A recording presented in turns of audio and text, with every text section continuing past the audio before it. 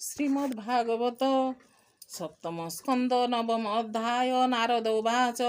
ବ୍ରହ୍ମାଦି ଯେତେ ଦେବଗଣ ନୃସିଂହ ମୂରତି ଭୀଷଣେ ମନରେ ନାନା ସ୍ତୁତି କଲେ ସମୀପେ ରହି ନ ପାରିଲେ ଲକ୍ଷ୍ମୀକୁ ଆଣି ଦେବଗଣ ବିଶ୍ୱାସେ ନ ମିଳେ ଚରଣ ବୋଲନ୍ତି ଶୁଣ ଜଗନ୍ମାତ ଶାନ୍ତି କରାଓ ତୋର କାନ୍ତ ଦେବଙ୍କ ବଚନେ କମଳା ଭାବେ କେତେ ହେଁ ଦୂର ଗଲା ଓ ଅଦୃଷ୍ଟ ଉଗ୍ର ରୂପ ଚାହିଁ ଭୟରେ ନ ପାରିଲା ଯାଇ ନିକଟେ ପ୍ରହ୍ଲାଦ ଆଣି ବିଶ୍ୱାସ କହେ କୁଶବାଣୀ ନୃସିଂହ ପାଶେ ବେଗେ ଯାଅ ସ୍ତୁତିରେ ତୋଷ କରି କହ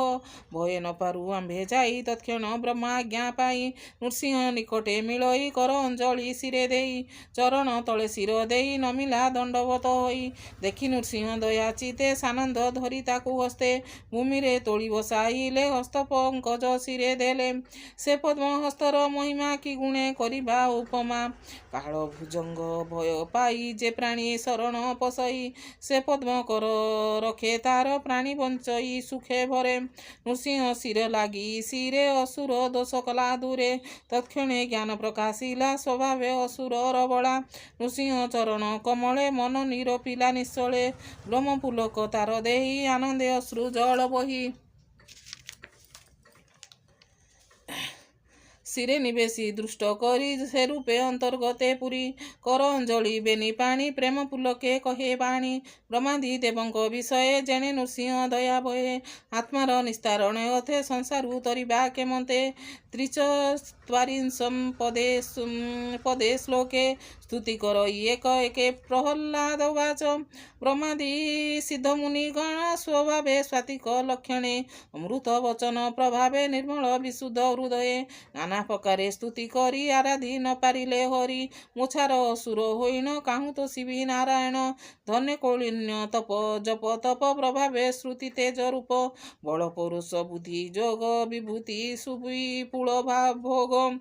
ଏ ଆଦି ଯେତେ ଗୁଣ ଗ୍ରାମ ନ ହୁଏ ବିଷ୍ଣୁ ଦୋଷେ କ୍ଷମ ଭକ୍ତିରେ ଭଗବାନ ତୋଷ ଗଜର ପୁଣ୍ୟ କଲେ ଆସ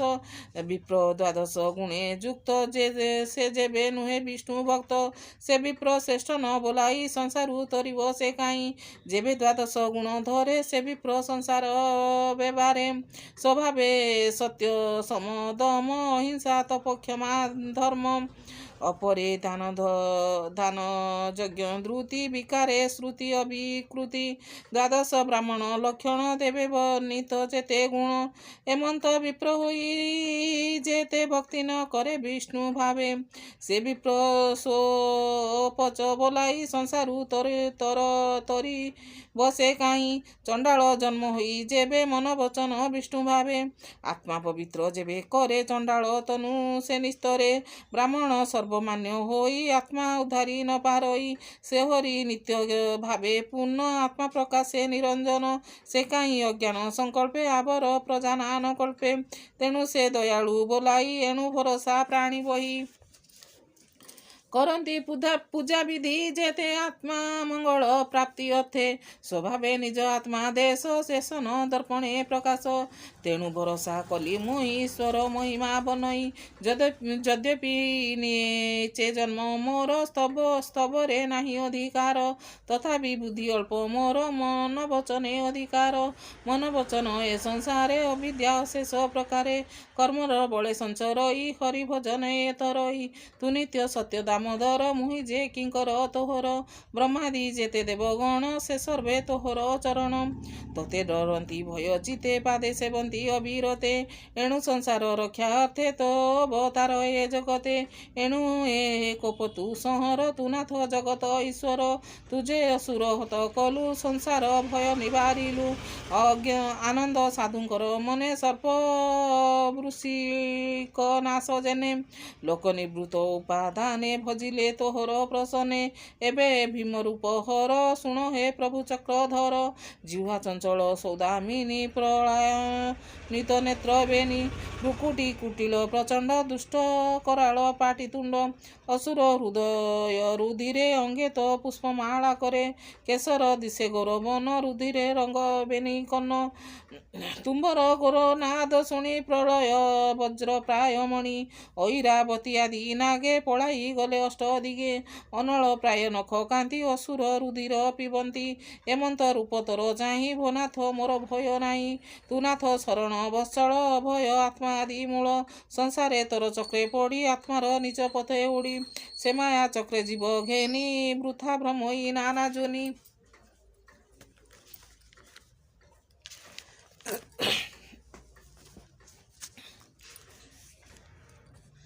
ସେ ଚକ୍ରେ ବଦ୍ଧମ ଜୀବନ ଏଣୁ ହରଇ ନିଜ ଜ୍ଞାନ ଶରଣ ତ ପାଦ କମଳେ ତ୍ରାହି କରିବ ଆଦି ମୂଳେ ତତେ ନ ଭଜି ନାରାୟଣ ମୋର ଜୀବନ ଗତି ଶୂନ୍ୟ ଏ ଘୋର ସଂସାର ସାଗରେ ଜନ୍ମ ମରଣ ଅଭ୍ୟନ୍ତରେ ସଂଯୋଗ ବିଯୋଗ ଜ୍ଞାନେ ଦୁଃଖ ଯେ ସୁଖ ହୁତାସନେ ଏ ଦେହେ ସର୍ବଦୋଷ ବ୍ୟାଧି ତୋର ଚରଣେ ମୋହସଦି ସେବାଦ ଛାଡ଼ି ମୁହିଁ ଦୂରେ ବ୍ରହ୍ମଇ ଘୋର ଅନ୍ଧକାରେ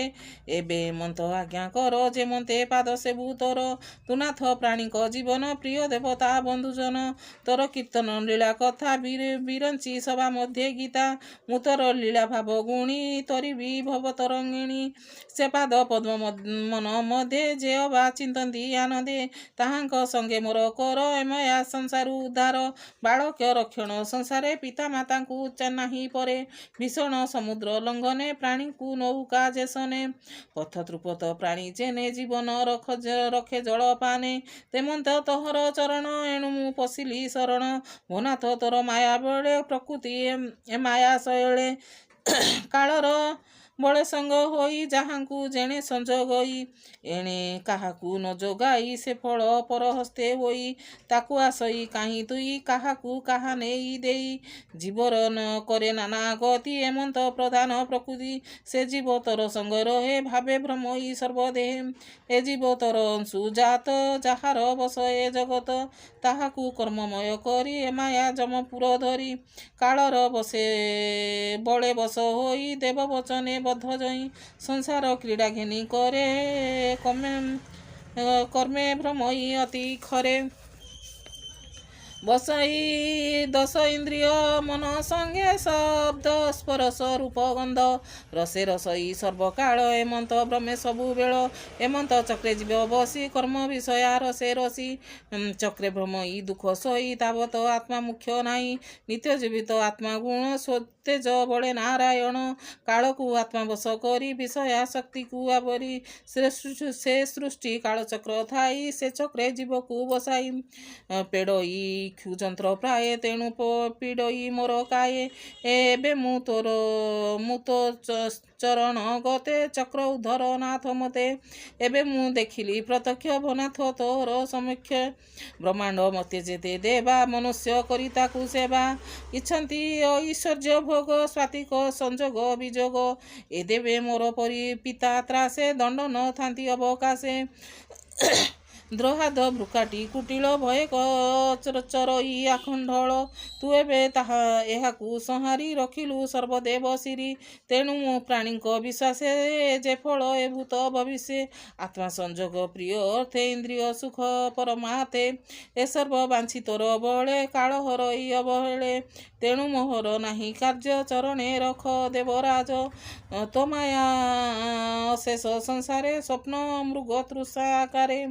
ଯେ କରେ ରୋଗର ମହିମା ଅଶେଷ ରୋଗୀଙ୍କର ସୀମା ଏ ସର୍ବସ୍ତୁତି ମୁହିଁ ଶୁଣି ସ୍ୱପନ ପ୍ରାୟକ ପରିମାଣି ଇଚ୍ଛଇ ତୋର ମାୟା ମୋହ କେବେ ହେଁ ବୀର କତ ନୁହ କାମ ନଳ ସୁଖ ଲଭେ ଯେମନ୍ତ ନିର୍ବୁଦ୍ଧି ସମ୍ଭୋଗେ ମୋହର ଜନ୍ମର ଲକ୍ଷଣ ଅଧିକ ତାମସ ପ୍ରମାଣ ଅସୁର କୂଳେ ମୋର ଦେହି ତୋତହୁଁ ଅନ୍ୟ ମୋର ନାହିଁ ତୁ ହସ୍ତେ ମୋର ଶିରେ ଆଣି ପ୍ରସନ୍ନେ ଦେଲୁ ପଦ୍ମ ପାଣି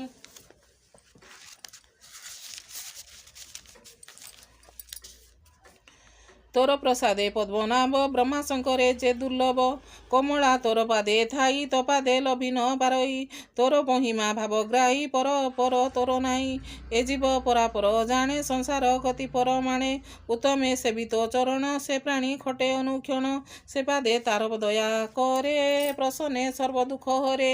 ସେବାନୁ ରୂପେ ଫଳ ଦେଇ ପର ପର ତୋର ନାହିଁ ଏମନ୍ତ ଭବବନ୍ଧ କୂପେ ଅନ୍ତେ ପୀଡ଼ିତ କାଳ ସର୍ବେ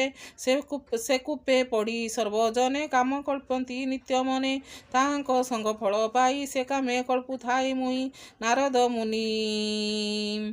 ମୁନି ମହାଶୟ ସେ ମୋତେ କଲେ ଅନୁଗ୍ରହ, ଏଣୁ ସାଧୁଙ୍କ ସଙ୍ଗେ ଚଢ଼ି ତୋଷେ ମୋ ବାଳ ମତି ଛାଡ଼ି।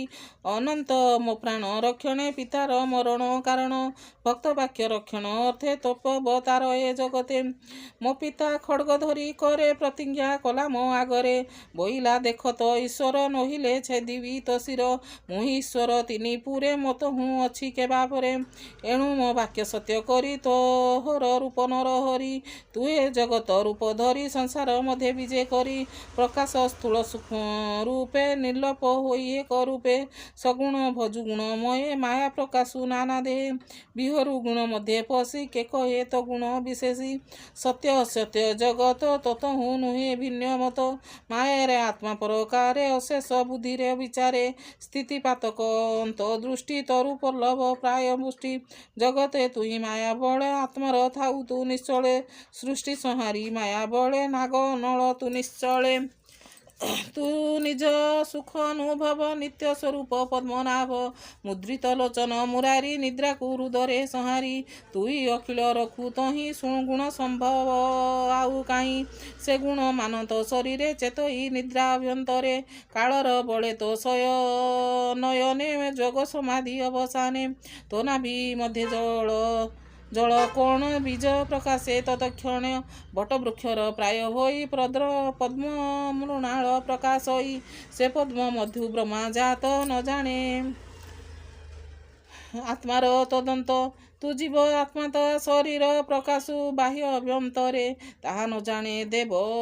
ବେଦ ମୁଖେ ଆରତେ ଖୋଜିଲା ଅନେକେ। କାହୁଁ ଅଇଲି ମୁଁ ବୋଲି ଚିନ୍ତି ଭୟେ ଭାଜିଲି ପ୍ରଜାପତି,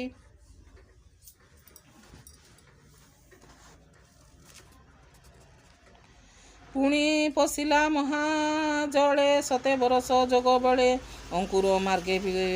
ବୀର୍ଯ୍ୟ ଲୋଡ଼ି ଭ୍ରମଇ ବହୁ ଦୁଃଖ ପଡ଼ି, ରହି ନ ପାରି ମହାଜଳେ ପୁଣି ଉଠିଲା ଆସି କୂଳେ। ଭାଳଇ ପଦ୍ମ ମଧ୍ୟରେ ରହି ତ ଅନ୍ତ ପାଇବ ସେ କାହିଁ, ତତେ ନ ପାଇ ପ୍ରଜାପତି ତପ ସାଧନେ ହେଲା ମତି। ଅନେକ କାଳ ସାଧି ତପ ଦେଖିବା ନିମନ୍ତେ ତୋ ରୂପ, ତା ରୂପ ଦେଖି ଅନୁମାନେ ଭ୍ରମରେ ଖଦ୍ୟୁତ ଯେ ସନେ। ସହସ୍ର ବଦନ ନୟନ ସହସ୍ର ଶିର ନାସାକନ, ସହସ୍ର ଉର ସହସ୍ର ପାଦ ସହସ୍ର ଭୁଜ ସହସ୍ରାୟୁଧ। ଏସେ ମାୟାମୟ ରୂପ ସୁଖେ ବିଧାତା ଦେଖିଲା ସମ୍ମୁଖେ, ତୋହର ଦେଖି ଦିବ୍ୟ ବେଶ ବିଧାତା ହୋଇଲା ସନ୍ତୋଷ। ବ୍ରହ୍ମାର ଅର୍ଥେ ପଦ୍ମନାଭ ରୂପ ପ୍ରକାଶୁ ହୟଗ୍ରୀବ, ବିଷ୍ଣୁର ଯୋଗ ନିଦ୍ରା କାଳେ ଶ୍ରବଣ ମଳ ପଡ଼ି ଜଳେ। ଦେବ ଦଳନ ମହାଘୋର ତେଜ ପ୍ରଚଣ୍ଡ ଭୟଙ୍କର, ତାହାଙ୍କୁ ମାରି ଶତ୍ରୁପଣେ ବ୍ରହ୍ମାଙ୍କୁ କଲୁ ସମର୍ପଣେ।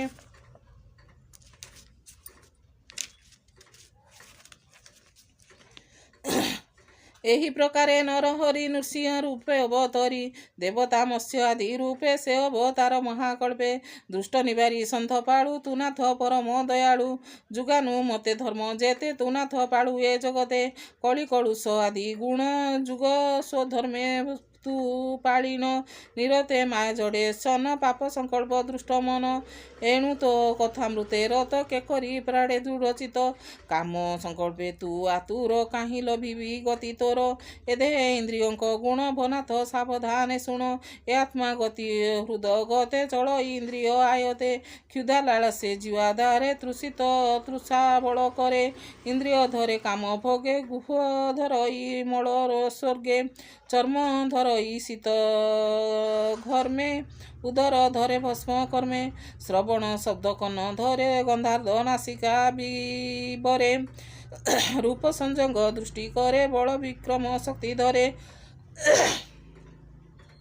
ଇନ୍ଦ୍ରିୟ ଗଣ କର୍ମ ବଳେ ପ୍ରାଣ ନାଶନ୍ତି ଅବହେଳେ, ବହୁତ ସପତଣୀ ଘରେ ଗୃହସ୍ଥ ରମେ ନିରନ୍ତରେ। ସେ ଜନେ ପତ୍ନୀଙ୍କ ଆୟତେ ନିରତେ ରମେ ନାନା ମତେ, ସେ ନାରୀ ଗଣ ତାର ଚିତ୍ତ କରନ୍ତି ଆପଣା ଆୟତ। ସେ ଯାହା ମନେ ସୁଖ ଚିନ୍ତି ସ୍ୱାମୀ ଜୀବନ ସେ ହରନ୍ତି, ଏମନ୍ତ କର୍ମପାଶ ବଳେ ବୈତରଣୀ ବ୍ରହ୍ମ ଜଳେ। ଜନ୍ମ ମରଣେ ପ୍ରାଣୀ ରହେ ଅନ୍ୟାନ୍ୟ ଘଟଣା ବିଗ୍ରହେ, ସଂସାରେ ଦପଥ ଉଡ଼ି ଯାତନା ମଧ୍ୟେ ଛନ୍ତି ପଡ଼ି ତାହାଙ୍କ ମଧ୍ୟେ ମୁଇଁ ଥାଇ ଆତ୍ମାର ଗତି ନ ଜାଣଇ ତପାଦେ ପଶିଲି ଶରଣ ଏଥୁ ଧର ନାରାୟଣ ଦୁଃଖୀ ଜନଙ୍କ ଉପକାର ତ ସମ ନାହିଁ ଏ ସଂସାର ଅଶେଷ ଉତ୍ପତ୍ତି ପାଳନ ଇସିତେ କରୁ ସଂହାରଣ ମୂଢ଼ ପ୍ରାଣୀଙ୍କୁ ତୋର ଦୟା କେ ଜାଣି ପାରେ ତୋର ମାୟା ଆରତ ଜନ ବନ୍ଧୁ ହେଉ କରୁଣା ସିନ୍ଧୁ ନାମ ବହୁ ତୋହର ସେବକ ତାରଣେ ତୁ ନାଥ ଥାଉ ଅନୁକ୍ଷଣେ ଏଣୁ ମୋହର ଭୟ ନାହିଁ ବୈତରଣୀ ମଧ୍ୟେ ଥାଇ ତୋହର ମହିମା ଗୁଣ ଗୁଣୀ ନିଶ୍ଚଳ ହୃଦ ପରିମାଣୀ ତୋହର ବିମୁଖ ଯାର ମନ ଶ୍ରେ ପ୍ରାଣୀ ଜୀବନ୍ତେ ବଦନ ଇନ୍ଦ୍ରିୟ ଅର୍ଥେ ସାରେ ଦିନ କୁଟୁମ୍ବ ସ୍ନେହ ପରାଧୀନ ଏଣୁ ସକଳ ମୁନି ଜନେ ନିର୍ମଳ ନିଶ୍ଚଳ ଚେତନେ ମାୟା କଳ୍ପନା ଦୂର କରି ମୌନ ବ୍ରତ ବ୍ରହ୍ମଚାରୀ ନିଜନେ ବସନ୍ତି ନିଶ୍ଚଳେ ଜପନ୍ତି ପରମ ମଙ୍ଗଳେ ତାହାଙ୍କ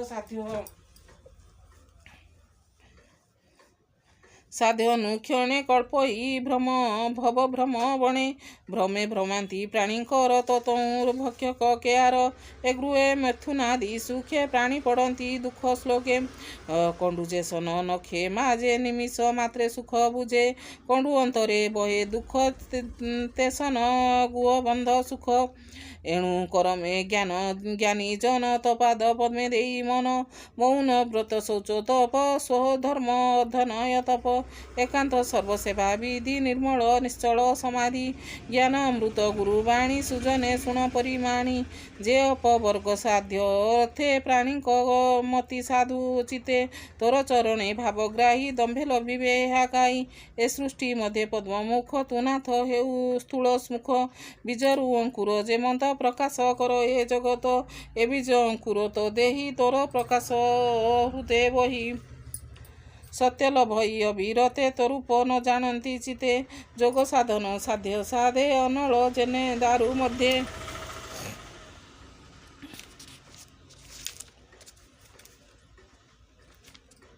ଗଗନ ସମୀର ଅନଳ ବନି ଆଦି ମହାଜଳ ଇନ୍ଦ୍ର ସହିତେ ଦେବ ଗଣେ ଚତୁର ଅନ୍ତର କରଣେ ତହନୁଗ୍ରହ ଦେହ ବହି ଗୁଣ ବିଗୁଣେ ଯେତେ ହୋଇ ମନ ବଚନ ଯେତେ କରି ତୁ ସର୍ବରୂପେ ନରହରି ନିର୍ଗୁଣ ଦମ୍ଭକାର ମନ ପ୍ରକୃତି ନିରନ୍ତର ଏ ଆଦି ଅନ୍ତ ମଧ୍ୟେ ଥାଇ କେବେ ହେଁ ତୋତେ ନ ଜାଣଇ ସେ ଭାବ ଜାଣି ମୁନି ଜନେ ରହିଲେ ନିଶ୍ଚଳ ମୌନେ ଭୋନାଥ ତୋର ନାମ ସ୍ତୁତି ତପାଦେ ଯାର ଦୃଢ଼ମତି ନିତ୍ୟ ଚିନ୍ତିବେ ତ ଚରଣ ତ ପୁଣ୍ୟ କଥନ ଶ୍ରବଣ ସୁପୁଣ୍ୟ କର୍ମ ଅର୍ଜିତ ତେ ଷଡ଼ ଭକ୍ତି ଅନୁମତେ